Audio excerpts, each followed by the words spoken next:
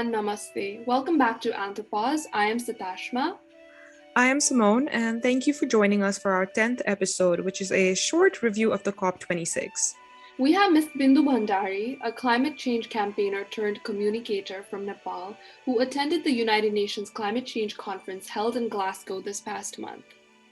Ms. Bhandari currently works for a think tank called Climate Interactive. Her work focuses on using interactive climate tools to deliver system insights that are policy relevant for mitigating climate change with equitable policies. Welcome to the show, Ms. Bhandari. We are very excited to speak with you. So, to begin with, we wanted to ask you, what is COP26 and why is the summit important? Thank you so much, Simone and Sitashma, for having me here, and happy to share my thoughts on COP26 overall. But to get started on what actually COP26 is, so COP stands for Conference of Parties. So this is the 26th time that these parties are meeting, so it's called COP26. And by parties, what it means is back in 1992, there was this environmental treaty signed by around 154 countries at that time, but was later joined by other countries. And the main goal of that treaty was to avoid the harmful interference of human beings on the Earth system, Earth's climate system. So after that treaty was adopted, and then beginning on 1995, every year, these countries or the blocs which have ratified that convention are known as parties. And this is the 26th time they are meeting. So it's called 26th Conference of Parties. Just to add to the next question of why it is important, because it is the formal process in which countries which initially agreed after knowing that we human beings are the reason for this global warming. So these countries have gone into several phases of discussions, and finally to kind of concretize all those discussions that happened throughout the year, but to actually bring it into the table and have this formal process of finalizing the decision. This is seen as very crucial, and this is being yearly. I think it also gives chances for the countries to kind of come up with new ideas for implementation, but also for the governance of all these ideas and to keep themselves updated with what the science is telling about climate change. So given that, it's really important. So our second question is, what was the COP26 summit supposed to accomplish, and what did it accomplish? Sure. So talking about COP26, we can see it through what's the overall overarching goal of the summit was, but also in terms of technicalities, what the negotiation, the formal discussion actually accomplished during the 2 weeks from 1st of November to the 13th of November, when it was held here in Glasgow in the UK, where I'm currently based. So COP26, the main overarching goal was to limit the global rise of temperature to well below 2 degrees Celsius. And especially at this COP, parties were really focusing on making it more ambitious and limiting the temperature rise to 1.5 degrees Celsius. So that was the overall goal. But to break it down into several other components which were discussed upon, the COP presidency, UK presidency, who was kind of facilitating the entire process for the last 2 years, had 4 different elements that was discussed. So the elements regarding to mitigation, how we cut down our greenhouse gas emissions to cut that path towards 1.5. The next was about adaptation, how to support countries which are lying in the front line of climate crisis, but do not have all the support that they need to tackle with the impacts that are already there. The next is about finance, again, supporting the countries, developing and less developed countries, which need these resources in order to adapt to the changes around them. And the next element, especially this was pushed forward by the UK COP presidency, was very interesting around collaboration, how countries, not just the countries, but different alliances and different coalitions come together to meet all these 3 goals that were discussed before. So the main idea, the main ambition of COP26 was to deliver on the Paris Agreement. Again, the goal was to limit the global rise of temperature to well below 2 degrees Celsius.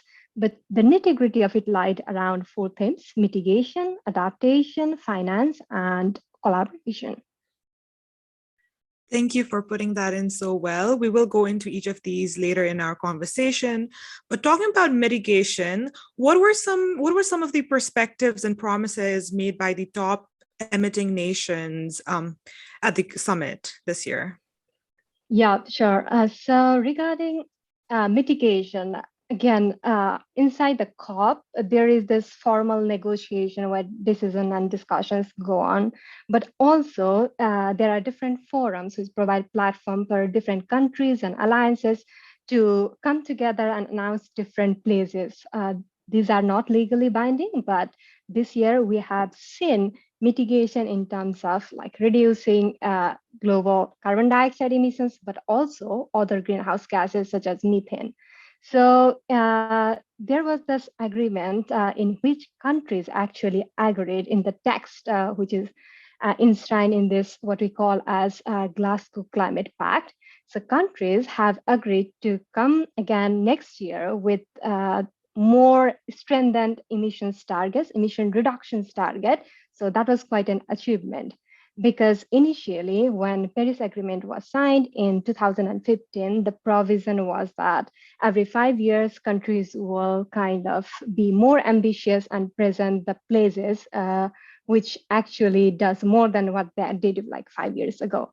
But at this conference, countries agreed that by next year, they will either update or revise their contributions and make it more ambitious, so that there is little or as little gap as possible to actually be in line with 1.5 degrees Celsius. Again, this came out of the formal text, out of the formal negotiation, but like I mentioned before, there were also announcements regarding reductions in methane. So a lot of countries actually saw methane reduction as kind of low-hanging fruit, and which gives us more time in order to achieve our goal of the Paris Agreement. Thank you. So, we clearly like some ambitious goals have been set for next year as well. What's the role of just global South countries, and what can we do in lowering greenhouse gas emissions? Because we are not the highest emitters. However, we do have some emissions, and it is important to lower them. So what do you think should be done? That's really an important question and very relevant to the discussion that I'm interested in. So, you very rightly said that we don't see unified voice of countries from South Asia, for example. It may also be because of the fact that at COP, countries usually don't negotiate as individual countries. Rather, they have different alliances or groups with whom they kind of agree and present it as, for example, the G20 proposal from G20, proposal from the least developed countries, etc. But we don't have any South Asian forum as such by which countries in the South Asia go there and say that this is exactly what we need or what we propose from South Asia. But talking about global South, again, countries in the global South are also in different alliances and different groups. For example, Nepal is in this least developed countries and puts forward an alliance's proposal with what the least developed countries alliance has to say. Personally, I think that our emissions are rising. There is no denial to that. But also seeing the historical responsibility, like you said during your question, that we are not the ones who emitted the major portion, right? I think around 80% of the historical emissions belongs to is responsible by the countries in the G20 group. So, which means that for countries like ours who want to enjoy all the perks of this development, what does it mean for people who want to have cheap source of electricity, cheap source of energy, but also do not want to be seen as the villains of this whole climate momentum that is going on. So it's a really crucial question. And along those lines, especially at this COP, India was very much talked about, the country India, because India announced it is placed to become net zero by 2070.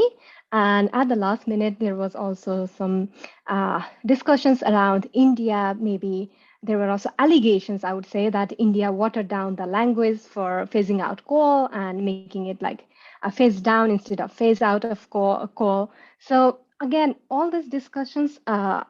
for all these discussions around what is in the best interest of people, so that of course they want to be the counterpart and in fact the leaders in this momentum and meeting the Paris Agreement, but also not the one who had to bear the burden of something that they did not contribute to. Like that was so how to make the fair share of this responsibility, so that people who needs all these resources, all these sources of energy, also don't have to go through, for example, like financial constraints or go through challenges, so that be again like be in this vicious cycle of poverty again and always remain the least developed countries or the developing country and do not have the rights and freedoms as those enjoyed by people, for example, in the global north. So it's a question I think there is no straight answer to, but again, the discussions are happening, which is a positive sign and the signal that, okay, people are getting more and more conscious about their own rights and freedoms and what their stake is in this whole momentum. So it's a good sign, but again, I don't have a single answer, and I think it has to be seen through multiple lens and be unpackaged so that we can like deal with it like not in a generic terms, but be more specific of the elements within it. Completely agree with you that there's no like one single answer or one single theory that can capture the true reality of this issue. However, you did touch on some very key words that set us up for the next question. Like for instance, you talked about just India, and you said the word villain as well, you know. So these are some really like important words, because like both like Simone and I believe we often discuss that there's such a blame game happening, you know, with climate change. And from our research on COP26, we discovered that like reports have claimed that the summit found its scapegoats in China and also India, like you mentioned, arguing that their responsibility should differ from those of higher emitting nations. So what do you think about this? Like, what do you think about this blame game? Yep, you very rightly said again that there is a lot of blame game going on in every COP, like not just this one. But again, maybe because this COP was seen as very vital, like there was this branding and like very common phrase that this is the last COP for our hope to 1.5, the last COP which will decide our future, etc., etc. So because this COP was given so much of importance, I think all these issues and all these terms, individual terms, are getting so much of attention. And regarding India, again, like I said, like quote villains, again, these are the allegations. And from what I see from my personal assessment, I would say that switching away from coal, of course, lies in the best interest of India, not just from climate point of view, but also from health point of view, right? India is a country with over a billion of population. And although coal is a cheap source of energy for millions of people who are in the line of poverty, but also the degrading effect it has, especially on the health of people, like there is no proper evaluation of how much that actually costs, right? In if that is compared to what it actually costs to get rid of coal or phase it out completely. So I would say that, of course, phasing out coal lies in the best interest of India, also from the health perspective. But to put all this blame on India, saying that, okay, India is the one who watered down the language around phasing out coal and making it phase down, I think that would not be just, because I was also again, when I was at COP and also post COP, I was also reading a lot of articles, interacting with people from India, some in the government, some outside. And this idea, what is fundamental here to understand is The phrase itself is not coined by India, and the origin of these terms, phase down instead of phase out, can be traced back to other documents, such as I think the one in the G20 that was back in October, also in the bilateral document that came out of like U.S. China plays, etc. So again, although because this was at the last minute of COP and India publicly put it down, there is very it became very obvious that India was perceived as again the villain in all this blame game. But again, to say that it was done in consensus and was kind of although it was I do not support the change in the language, but I would say that I wouldn't entirely blame India for that. One thing that comes to my mind when we talk about coal in India is that when I was doing research, most of the literature was concentrated over the fact that about traditional cooking methods.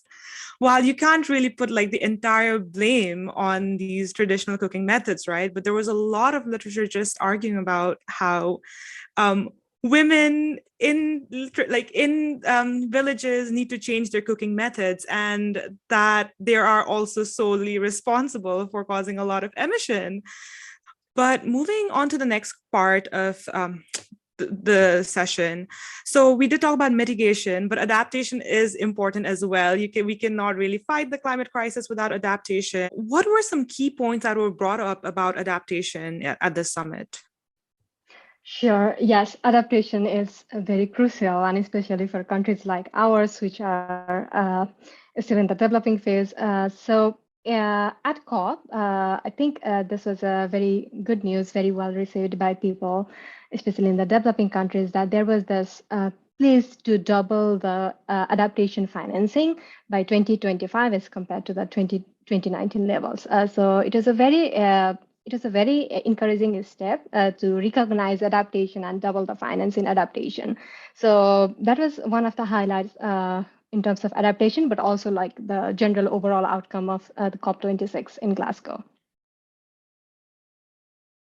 While talking about adaptation, were there any emphasis put on nature-based solutions for adaptation? Was that something that was brought up during COP26 this year? Yes. So there was before the decision comes out, there will be multiple revisions of the text that is proposed, and it just keeps on being revised by parties, but also taking into account what the civil society is saying. So in the initial draft, yes, there was a specific reference to the nature-based solutions. But again, nature-based solutions are so important and has so many benefits also for biodiversity, not just in terms of climate, but also there needs to be caution, and there are certain loopholes which could be easily used by big corporates in the name of nature-based solutions, right? So to the best of my understanding, the language was later revised, and it includes components of nature-based solutions, but does not explicitly put focus on it. There are mentions about trees and natural resources, biodiversity, but I don't think there is a specific explicit reference to the nature-based solution as a key to solving climate change. There is cultural importance, right, with like traditional cooking methods using coal. Like chula has been around for so long. People love the taste of the food there. It's going to be very difficult to like just switch on, like tell them, okay, you need to stop doing this and start using these electric stoves. So I just wanted to ask, were there any like indigenous perspectives, indigenous knowledge that were highlighted in like maybe like adaptation, like for mitigation, but mostly for like adaptation as well? Yeah, I mean, not explicitly within the negotiation, but the decision text that came out put a good emphasis on the indigenous knowledge. So it's there, but it does not kind of elaborate on what it means or give the examples. However, just besides the main negotiating body, in the different side events that were done at COP26 by different indigenous groups, but also by different not-for-profits, there were sessions which highlighted people from different indigenous communities, how, for example, maybe due to climate change, people from one place, government might take this initiative to shift them, to relocate them to a new place. But that does not mean that indigenous people will feel home, and because they have the attachment to the culture, to the land, to their whatever their, for example, whatever that community, that ecosystem offered them in that particular place, right? So there was this huge discussion about the sense of belongingness, what it means for the identity of the indigenous people. This discussion didn't quite penetrate the main negotiating halls, also given the technical nature of the session. But outside the main negotiation halls, yes, in the side events, there were a lot of events which focused on different techniques used by indigenous people, especially in the weather forecasting, for example, also about water resource management, etc. So it was really encouraging to see that at least the side events forum provided these spaces for the indigenous people. And just to quickly add, I think I missed to say this before, but it's very crucial that I mention it here. We often, when we talk about fossil fuel, like very, very much, we focus our attention to coal, and reasonably so, because it's one of the most polluting fossil fuel, the most carbon extensive fossil fuel, which is also so deteriorating for our health. But it is very crucial that we also focus on natural gas and oil, because again, when we talk about fairness, one of India's point was that for this again, for this blame game of why India, like at the last minute, changed their mind. One of the responses that I got to hear was because although the convention, again, that I mentioned in the very beginning, that was agreed by in 1990s, was to actually limit the use of greenhouse, limit the rise of greenhouse gases. And greenhouse gas emissions is done by coal, but also by oil and natural gas, right? So the emphasis on coal is right, but to kind of bail out oil and natural gas, that didn't sound fair, especially because most of the developed countries rely more on natural gas and oil for their energy mix as compared to countries like India, for whom coal is like predominantly the main energy source. So in a way, I think for this COP26, it was weirdly remarkable that it for the first time directly mentioned phase down of coal. In the previous text and decisions, there was no mention about any kind of fossil fuels, like direct mention of coal, oil, or gas. So at least this is a start. But again, not having oil and natural gas, I think I personally take it as one of the failures of COP26. Yes, thank you for mentioning that. That was a very important point. And just talking about renewable energy and fossil fuels, I just came to my mind that one of the key terms that I found when I was researching about COP26 was the emphasis put on electric vehicles. And I heard that there were like pledges to transition completely into electric vehicles and things like that. What do you have to say about that? Yes, that's very right. So again, like I said, beyond the negotiation halls and the decision that came out officially from the COP26 presidency, there were also a lot of, like, in the range of hundreds of announcements that came from different coalitions, different groups. And one of them was about the transition to electric, like the faster transition to electric vehicles, which I think is great. And I welcome that announcement, that place. But again, because I work with these climate models, and from my understanding, what I can say is having electric vehicle is great, but what are the source of getting that? What is the source of getting that electricity is really crucial, right? Are we getting the electricity that is needed for electric vehicles from coal, or is it from some renewable? So that is a key question. So unless the decarbonization is there in the energy sector, in the energy mix itself, uh, electric vehicles would help, but would not do significant job until and unless the decarbonization is really there in the energy source. Narrowing the scope down a little, I just wanted to ask you, there were reports that Nepal is also trying to switch to light electric vehicles by 2031, and they're really promoting this whole electric vehicle situation. What do you think about that?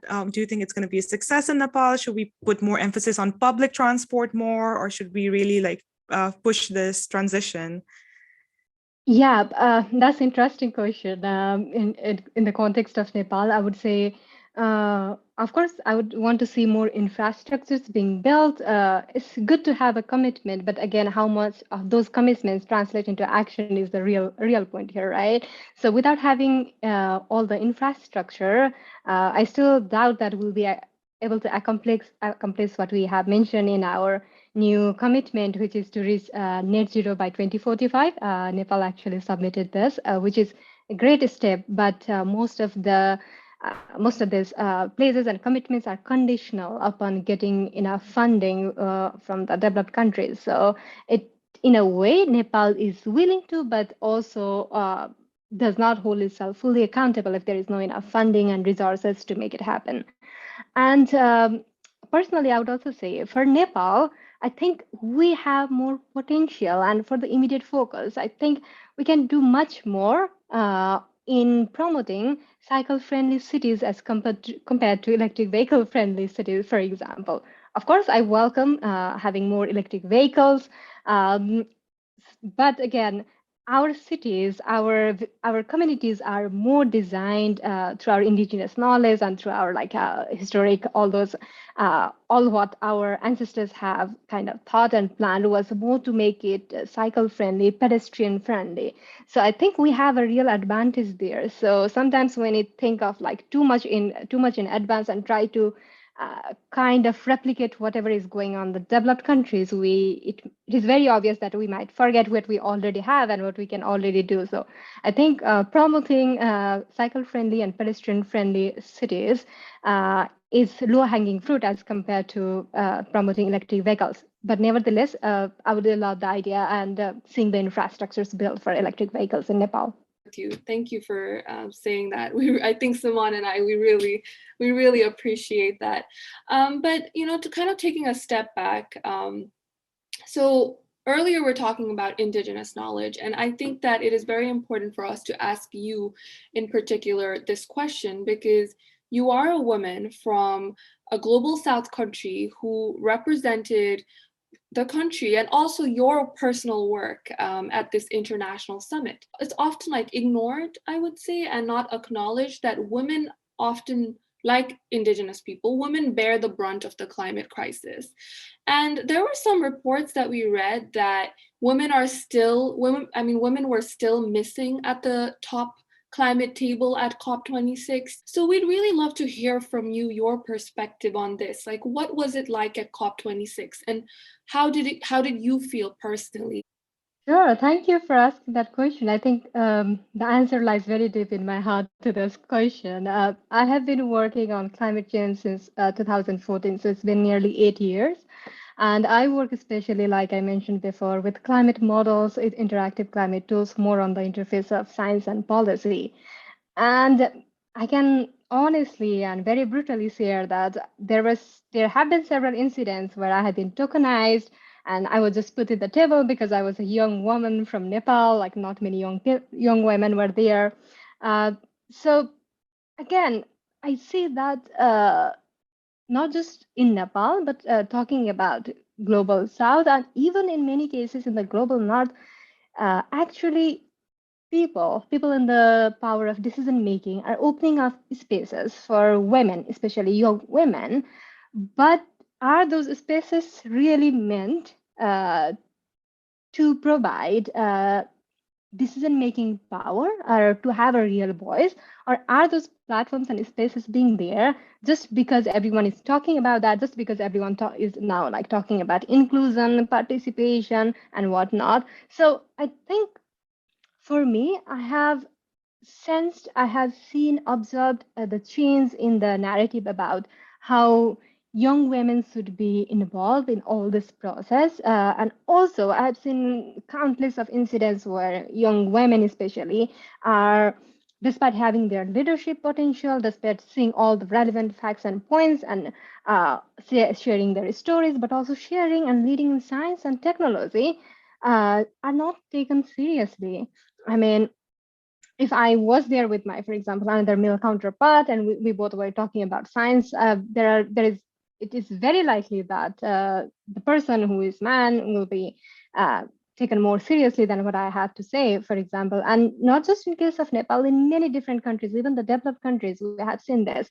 So again, this is very traumatic in a way, but also I feel hopeful that at least the discussion is kind of emerging now. People are being more vocal and not waiting for anyone else to grant them their spaces.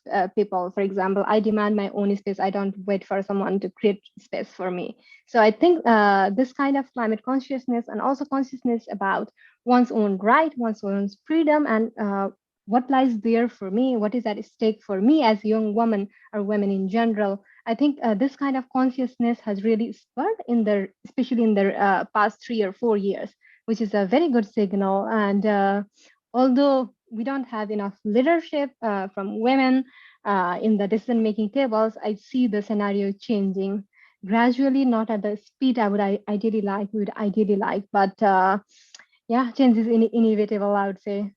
We are getting there. We just need to have more and more people in the board. Much for saying that, because like this is like you said, like it's a very personal like the answer to the question was very personal to you, and I can truly say that, you know, seeing like women like you from our country, it's so inspiring, you know, for people like us. Like we did not know each other before today, but you're definitely creating such an impact and inspiring us, so really thankful for that. And I am equally thankful for you two for creating this platform to amplify the voices. I think it's this kind of collaboration between us, between young women and women in general in Nepal, in South Asia. I think there is a lot we can do on ourselves. But again, the collaboration could be a big challenge, and oftentimes because even within the climate movement, people have their own agendas, people have their own interests. So how to kind of make everything, see everything from more holistic approach and know and be convinced that overall at the end of the day all of us want the same thing, that is inclusive participation, and also making sure that we will be able to limit as much as possible the dangerous impacts of climate change, right? So despite all our interests, despite our capabilities in different things and interest in maybe different parts of climate movement, I think platforms like this, for example, podcasts like this, is one example. A storytelling platform could be another. Collaboration in scientific papers could be the next one. Campaigning across different countries, which is led by young women, could be another. These are again happening, but again, we need to accelerate it, I think. So I'm equally thankful to both of you for having me and also creating this podcast platform. Sometimes I just feel like the language that's being used often like can be very demotivating for women who want to make change. And I would very quickly add to that. For example, if I get a seat in the table in the negotiation or in the side event, I would like to be seen as women who has knowledge in science, not just because I come from Nepal or belong to the group, which is the comes from the least developed countries, right? So how to move this narrative from being the victim to being also the leaders, like having potential to do in science, technology, or indigenous knowledge, whatever it may be. Like so how we shift that framing, I think would also be a key if we are to achieve what we really want.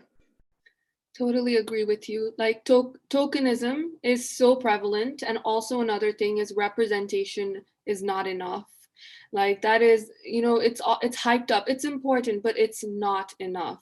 Like we need to be appreciated for who we are, like our talents, not just because we, you know, we are from Nepal. So yeah, I totally agree with you. But I think we're gonna now kind of change the focus. And COVID-19 has definitely really impacted the climate crisis on different levels as well. So we just it might be a bit of a vague question because it's very complex in true nature. So COP26 during a pandemic. What do you think? What do you think was the challenges, and what do you what do you have to say about this? Yeah, like you said, it's a complex question, but I think COVID-19 added further complexity to the already existing complexities around COP, the process of COP, right? And the issue about vaccine inequality, kind of restricting or preventing people who did not have like both the vaccinations that is required or the complete dose of vaccination that is required, were not able to access all those. The UNFCCC made provisions to provide, for example, vaccines to people who were given the badges to attend COP, but those vaccines did not reach out to everyone in time. And again, with the process and the time that takes to process visa, find accommodation in a country, with all the challenges, even after all the challenges, it was surprising for me to read that COP26 is the COP to have the highest number of registered participants at COP, like till like in all its history. But again, those were the number of registered people, right? Around 40,000 people registered. I don't think we have official count yet of how many actually attended. It should be somewhat lesser than the number of people who registered. And with COVID-19 in place, there was a huge discussion going on before COP, like whether it was the right decision to gather so many thousands of people. Can it be a next hotspots for like the next wave of COVID-19? So there were even some calls about postponing the COP. But I think, at least from the what we saw at the meeting, which was held in the early half of 2021, the online version, for parties to come and kind of discuss, it was not very successful when things were done online. So in a way, I think it was the right step. Like although there was so much of caution and cautiousness in place to make sure that safety protocols are met and it does not become the next like the breeding farm for coronavirus, etc. But nevertheless, inside the COP venue, I think due to COVID-19, a lot of restrictions were imposed, especially for civil society to access the main negotiating halls. So for people who were not official representatives of government, they had real hard time to go there inside the negotiating hall and observe by themselves in person, like what the discussions look like. So again, there were so many complications right from the process of like getting the vaccines to applying for a visa to quarantine, this issue about quarantine, and even after like coming through like all the challenges and making it to COP26 inside the venue also there were so many restrictions which kind of limited meaningful and fair participation, especially of the civil society. So yeah, COVID-19 definitely added to the already existing complexities within the COP. One very interesting conversation that I had found on Twitter was that COP26 this year was one of the highest emitting United Nations environmental summit so far. And there was a number put into it as well. And it said that, I think this was on the Washington Post that said that 102,500 tons of carbon dioxide equivalents. The summit was responsible for that much of emission, which is actually almost twice as much during the Madrid summit in 2019. So there was this whole thread going on about why couldn't this have been done on Zoom if we really did want to prevent greenhouse emission. So what do you think about that? Do you think something like this could be done over Zoom, or what is the future of summits like this? Well, yeah, this is another interesting question. Again, a lot of debates and all these points about whether Zoom would be advantageous versus in person have their own merits and demerits. But at least for this COP, I would again reiterate what I just said. I think it was the right decision to have it in person because the main reason here being what happens inside the negotiating halls is the outcome of what the parties discuss, but also a lot of it is shaped by the pressure that the civil society and other people in the side events who are kind of mobilizing, doing all these events, protesting outside the hall. So all these voices, when unified, I think that puts an extra pressure to the decision makers and make them more accountable to hold on what they had said like in 2015 or before that. And this kind of like momentum that you feel when it is in person is can't of course be compared to when it is in Zoom. And also again with the online, of course the emissions would have been lower as compared to when it's in person. But again, given that delegates will be situated in different time zones, and again the internet connection may not be smooth for everyone. Again, there are other logistical challenges, right? And that needs to be figured out. So all it also has some of its like own demerits. But having said that, I would say this question has been raised a couple of times before as well. Like, how many cops do we actually need? Because we know what we need to do, right? Countries know what they need to do. People in different sectors, civil society know what they need to do, what their roles are. But do we actually need like cop annually to reiterate what we basically already know like decades ago? So this question has been out there for quite some time now, not in a majority of population within the COP, but within some people who think and really takes into account of all the emissions and all actually resources and infrastructures that goes into play when COP is organized in one particular city. So again, these are ongoing decisions. I think at this point, we can think of how to make it more cleaner and greener instead of, because up until 2030, I think it will be really crucial for us to like rapidly cut down our emissions and make it sustained and hold everyone accountable. And at least until that point, I personally see that having in-person of discussions really spurs that momentum and holds everyone like in this by the same thread and make everyone looking forward and like kind of puts pressure on someone who does not want to come in the term. So at least until 2030, I see that necessary.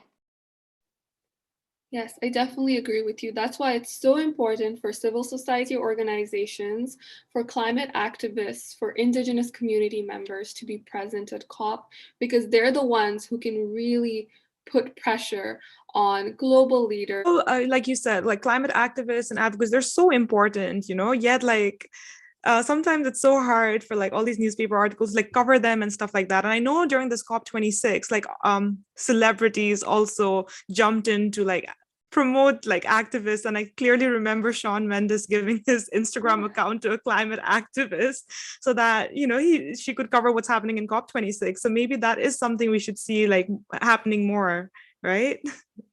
Yeah, again, I would say like activism just by itself may not have all the power, but activism, of course, has a great role in shaping how the discussion and discourse on climate change goes forward, right? So again, I would say that activism needs to be paired with like what needs to be done actually in terms of implementation, and not just kind of saying that this is not right, you are doing it wrong, just kind of putting more blames and just kind of thinking that we are the victims, you have done it all wrong. I think just switching away from that narrative would be required as we move forward. But nevertheless, the activism has been, especially in the last 3 or 4 years, have been successful in shaping a lot of outcomes, climate outcomes. As I'm working on science and policy, I also see that activism, of course, we also need to think of way in which we kind of organize ourselves as activists. But that maybe that discussion is for some next time. But yeah, activism definitely has a role to play. This has been such an insightful conversation, and I feel like we can go on and on about this, but we do have to end this episode, and we want to do this by asking you one last question. So, what next step do you expect to see from the global leaders after the summit? Yeah, I think the next step I would like to see from global leaders is COP26 kind of didn't actually ensure that we'll be at 1.5 degrees Celsius we'll limit the temperature rise to 1.5 degrees Celsius by the end of the century. It didn't ensure that, but what it ensured or kept the hope alive is at least we are on the right track. Like we still have some time, we still have some chance to make that happen. So I would say that instead of kind of making places for like far away in the future, like 2050, 2070, we'll do this, we'll do that. What we really need now is deep and sustained reductions in fossil fuel consumption, like moving away from all these polluting energy sources to clean energy sources in the near term. Like again, it's good to have like long-term strategy, but putting more focus on what we don't know, like in 30 years or 20 years from now, is I think not a wise step for us, given the time that we have, the short time we have to actually make sure that we are able to deliver on what we really thought of, envisioned in the Paris Agreement. So my only thought, my only hope, and my only work, I think, would be concentrated more on how to make sure that in the near term we are committed to getting rid of fossil fuels, not just coal, but also oil and natural gas, and how to look for other alternatives and boost them. That was great. Thank you so much, Ms. Bhandari, for joining us today. And we are so grateful to have connected with you, and we've learned so much from you, and we cannot wait to see all that you accomplish in the coming years. Thank you. I'm so thankful to you too as well. It's been such a great honor to have this discussion, organic discussion, I would say. And thank you for having me in this show. And I really enjoyed having this insightful discussion with both of you today. Thank you. Thank you for listening to our episode. You can listen to our podcast on Spotify, Apple Podcasts, Anchor, and other platforms. You can also find us on YouTube, Instagram, Twitter, and LinkedIn. Links to these platforms will be in the description box. We'll also attach reference links and news articles in the description box below. See you next month.